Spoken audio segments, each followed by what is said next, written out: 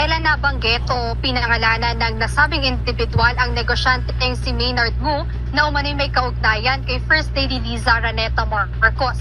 Ayon sa kanya, nagtungo siya ngayong araw sa tanggapan ng Independent Commission for Infrastructure o ICI upang personal na ibigay sa komisyon ang kanyang liham na humihiling na imbestigahan ang mga nasabing personalidad. Sumulat at personal na nagtungo ngayong araw sa tanggapan ng Independent Commission for Infrastructure o ICI, si John Santander, isang cultural and peace advocate.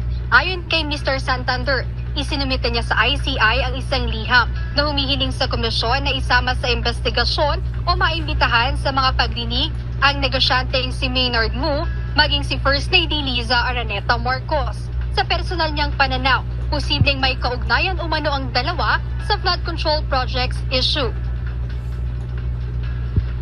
Dun sa final naming letter of sentiments, attached of that, of course, ito yung mga pictures na may kinalaman dun sa, of course, si Maynard Ngu and First Lady Araneta Marcos. So, naniniwala ako na dapat imbestigahan ng ICI yung ganitong sitwasyon o concept. Si Maynard Ngu ay isang negosyante at kasalukuyang Special Envoy ng Pilipinas sa People's Republic of China para sa Trade, Investment at Tourism. Kamakailan lamang ay napasama ang kanyang pangalan sa isang issue tungkol sa umano'y irregularidad sa mga proyekto ng flood control at iba pa ang infrastruktura, kung saan inakusahan siya ng isang dating opisyal ng Department of Public Works and Highways o DPWH na siya umano ang bagman ni Senator Francis Chis Escudero na mariin namang itinanggi ng senador ang mga paratang na ito.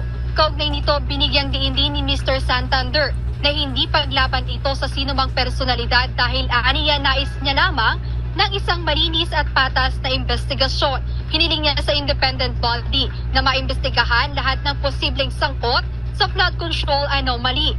Aniya walang dapat namang ikatakot kung wala naman talagang ginawang masama ang isang personalidad. Sa ngayon ay wala pang tugon ang mga nasabing individual sa isinumiting sulat ni John Santander sa ICI.